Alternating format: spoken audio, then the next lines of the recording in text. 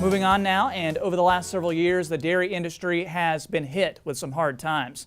As if declining milk prices weren't enough, last month's flooding threatened to compound problems even more. However, as much as the flooding has impacted agriculture in general, it appears the local dairy industry saw minimal damage.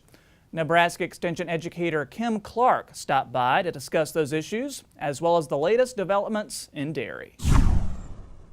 So first of all, as we know, Nebraska saw significant impacts related to the flooding, major impacts related to agriculture in general.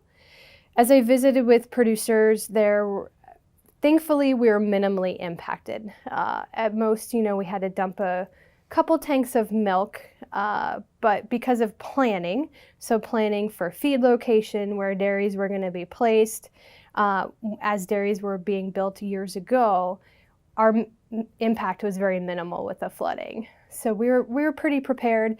It's going to take agriculture in general a long time to recover from this. Yeah, that's for sure. What are some of the biggest challenges producers are facing right now, whether it's flooding or otherwise? Because I know it's always in the news that dairy industry has been hit with some hard times lately. The dairy industry for the last few years has really been struggling with the milk prices. That's probably the greatest impact.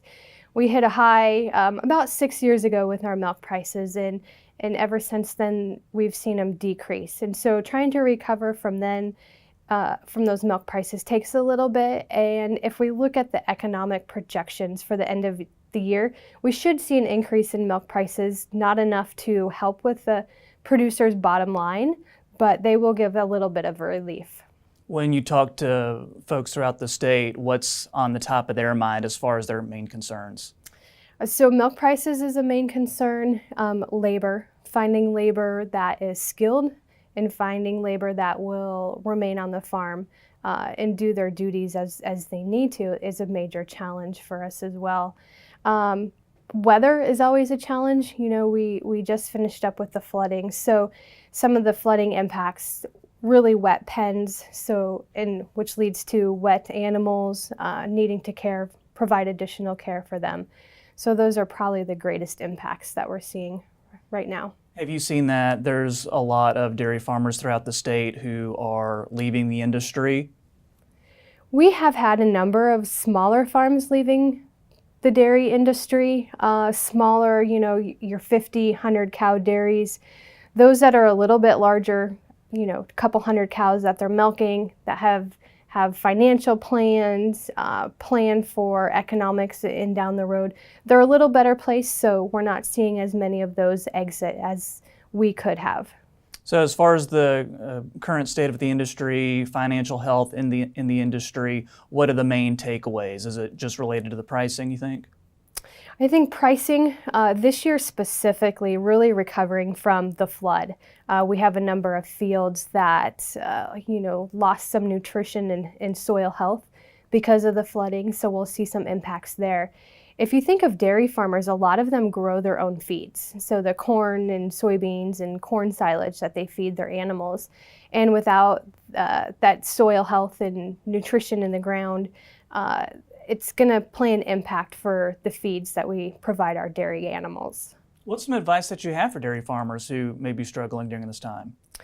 So one advice I have is look online for resources. And one of the resources that we have here with Nebraska Extension is the flood.unl.edu resource page. You can find any information there. For agriculture, it's related to if you lost animals, how can you deal with that? How do you deal with any animals that were lost related to burial? How do you get your soil health back?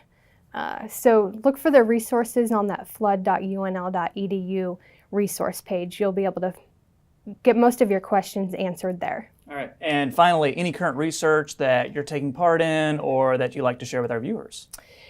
For the past few years, we've been working on greenhouse gas emission research, so methane emission research related to the dairy industry. And so we're continuing that research. If we look at our long-term goals for where we want to be in greenhouse gas reduction, some of this current research that we're doing will be related to that.